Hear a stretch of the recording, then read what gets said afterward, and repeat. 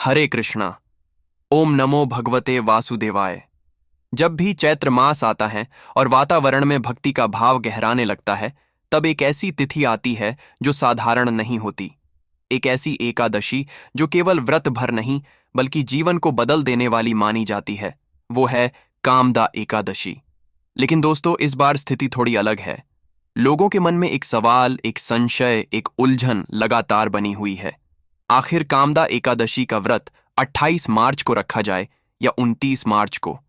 कौन सा दिन शास्त्र सम्मत है? कौन से दिन व्रत रखना अधिक फलदायी होगा? और अगर गलती से गलत दिन व्रत रख लिया तो क्या उसका पूरा पुण्य नष्ट हो जाएगा? यही वह प्रश्न है जिसने हर भक्त को सोचने पर मजबूर कर दिया है। दोस्तों, दरअसल कामदा एकादशी चैत्र मास के शुक्ल पक्ष में आने वाली वह पावन तिथि है जिसका महत्व पुराणों में अत्यंत महत्वपूर्ण बताया गया है। मान्यता है कि इस दिन श्रद्धा और नियम के साथ व्रत रखने से मनुष्य के सभी पाप नष्ट हो जाते हैं, चाहे वे इस जन्म के हों या पूर्व जन्मों के। इतना ही नहीं, जो भी भक्त सच्चे मन से भगवान विष्णु की उपासना करता है, उसकी हर मनोकामना पूर्ण होती है और अंत समय में उसे वैकुंठ लोक की प्राप्ति होती है। यही कारण है कि इस एकादशी को कामदा कहा गया है, यानी कामनाओं को पूर्ण करने वाली एकादशी। लेकिन इस बार का संयोग थोड़ा जटिल है। एकादशी तिथि का प्रारंभ 28 मार्च शनिवार को सुबह 8:43 पर हो रहा है। उससे पहले दशमी तिथि विद्यमान रहेगी और यही वह बिंदु है जहां से भ्रम शुरू होता है, क्योंकि 28 मार्च को पूरे दिन एकादशी तिथि तो रहेगी, लेकिन सुबह के समय दशमी का प्रभाव भी जुड़ा रहेगा। वहीं दूसरी ओर 29 मार्च रविवार को सुबह 7:44 पर एकादशी तिथि समाप्त हो जाएगी और इसके बाद द्वादशी प्रारंभ हो जाएंगी। अब सवाल यह है कि व्रत किस दिन रखा जाए। शास्त्रों के अनुसार एकादशी व्रत हमेशा शुद्ध तिथि में ही करना चाहिए, यानी ऐसी एकादशी जिसमें दशमी का मिश्रण न हो। दशमी युक्त एकादशी को शुद्ध नहीं माना जाता, इसे विद्धा एकादशी कहा जाता है और ऐसे दिन व्रत रखने से पूर्ण फल की प्राप्ति नहीं होती। इसीलिए जो लोग पंचांग और शास्त्रों के नियमों का पालन करते हैं, वे 29 मार्च रविवार को ही कामदा एकादशी का व्रत रखेंगे। यही वैष्णव एकादशी मानी जाएगी और यही शास्त्र सम्मत भी है। हालांकि बहुत से लोग सुविधा या जानकारी के अभाव में 28 मार्च को भी व्रत रख लेते हैं। श्रद्धा का भी अपना महत्व है, लेकिन यदि आप पूरी विधि और शास्त्रीय नियमों के अनुसार व्रत करना चाहते हैं तो 29 मार्च का दिन अधिक उचित रहेगा, क्योंकि इस दिन एकादशी शुद्ध रूप में विद्यमान रहेगी, भले ही उसका समय सुबह जल्दी समाप्त हो रहा हो। अब यहाँ एक और महत्वपूर्ण बात सामने आती है। इस बार एकादशी के साथ भद्रा काल का संयोग भी बन रहा है और यह भद्रा साधारण नहीं है, इसका वास धरती लोक में रहेगा। शास्त्रों में भद्रा को अशुभ समय माना गया है, विशेषकर जब उसका वास पृथ्वी लोक में हो। इस दौरान कोई भी शुभ कार्य जैसे विवाह, गृह प्रवेश, नया व्यापार या कोई नई शुरुआत करना वर्जित माना जाता है, क्योंकि यह समय बाधाओं और विघ्नों को बढ़ाने वाला होता है। 28 मार्च शनिवार को रात 8:13 बजे से भद्रा काल प्रारंभ होगा और पूरी रात रहेगा। इसकी समाप्ति 29 मार्च रविवार को सुबह 7:40 पर होगी, यानी जब तक एकादशी तिथि समाप्त हो रही है तब तक भद्रा भी समाप्त हो रही होगी। ऐसे में कई लोगों के मन में यह डर भी होता है कि क्या इस दौरान व्रत या पूजा करना सही रहेगा। तो यहाँ यह समझना बहुत जरूरी है कि भद्रा का प्रभाव मुख्य रूप से सांसारिक और शुभ कार्यों पर पड़ता है, लेकिन व्रत, पूजा, जप, तप, दान जैसे आध्यात्मिक कार्यों पर इसका कोई नकारात्मक प्रभाव नहीं होता। यानी आप इस दौरान भगवान की पूजा कर सकते हैं, व्रत रख सकते हैं, मंत्र जप कर सकते हैं। इसमें कोई दोष नहीं लगेगा, बल्कि इस समय की गई भक्ति और भी अधिक फलदायी मानी जाती है, क्योंकि यह कठिन परिस्थितियों में भी भगवान के प्रति आपकी श्रद्धा को दर्शाती है। अब बात करें 28 मार्च शनिवार के दिन के महत्वपूर्ण मुहूर्तों की, तो इस दिन ब्रह्म मुहूर्त सुबह 4:50 से 5:28 तक रहेगा। यह समय साधना और पूजा के लिए अत्यंत शुभ माना जाता है। सूर्योदय सुबह 6:27 पर होगा और सूर्यास्त शाम 6:27 पर। पुष्य नक्षत्र दोपहर 2:50 तक रहेगा, जो कि बहुत ही शुभ नक्षत्र माना जाता है। इसके बाद आश्लेषा नक्षत्र प्रारंभ होगा। राहुकाल सुबह 9 से 10:30 बजे तक रहेगा। जिसमें कोई भी शुभ कार्य करने से बचना चाहिए। लेकिन यहां फिर वही बात आती है, 28 मार्च को यदि आप व्रत रखते हैं तो यह दशमी युक्त एकादशी होगी, इसलिए पूर्ण फल की प्राप्ति में संदेह बना रहेगा।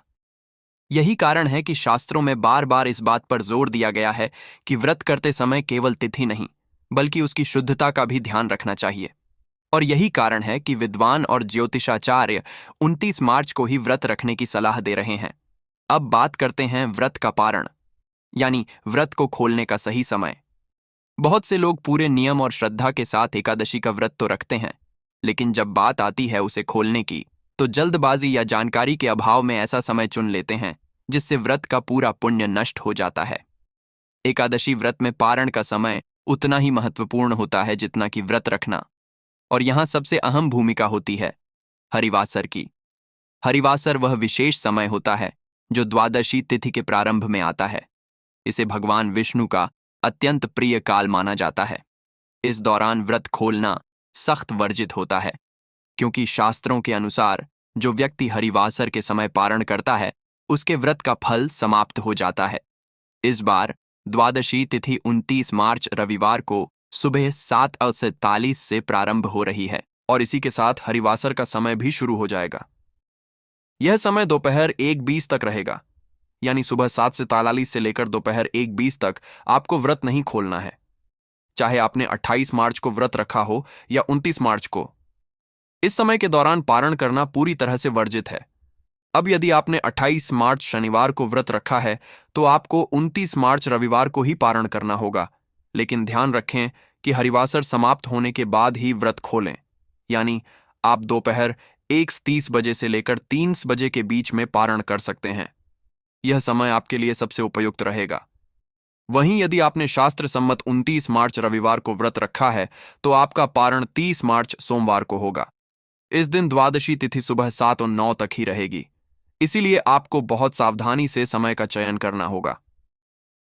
पारण का शुभ समय सुबह 6:20 से लेकर 7 या 9 के बीच रहेगा। इस समय के अंदर ही आपको व्रत खोलना होगा, अन्यथा तिथि समाप्त हो जाएगी और व्रत का पूर्ण फल प्राप्त नहीं होगा। अब यहां एक और महत्वपूर्ण बात समझना जरूरी है। इस बार द्वादशी को महाद्वादशी का भी विशेष संयोग बन रहा है, क्योंकि चैत्र मास के शुक्ल पक्ष की द्वादशी को वामन द्वादशी कहा जाता है।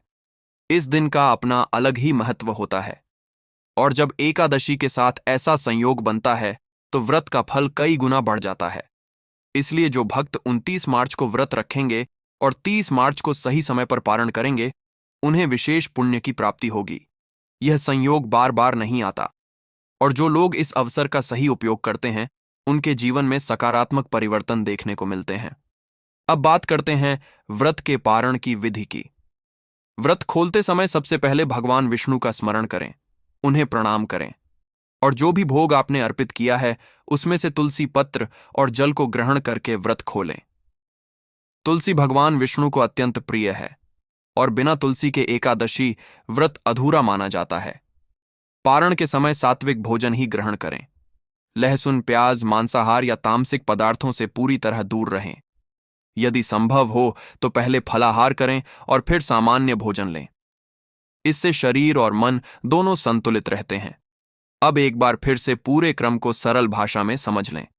यदि आप 28 मार्च को व्रत रखते हैं तो 19 मार्च को दोपहर 1 के बाद पारण करें, और यदि आप 19 मार्च को व्रत रखते हैं तो 30 मार्च को सुबह 6:20 से 7:19 के बीच पारण करें। हरिवासर के समय भूलकर भी व्रत न खोलें, यही सबसे महत्वपूर्ण नियम है। तो इस बार जब आप कामदा एकादशी का व्रत रखें तो केवल परंपरा के लिए नहीं बल्कि पूरी समझ और श्रद्धा के साथ रखें। सही दिन का चयन करें, नियमों का पालन करें और भगवान विष्णु की भक्ति में स्वयं को समर्पित कर दें। तभी इस व्रत का वास्तविक फल आपको प्राप्त होगा। हरे कृष्णा।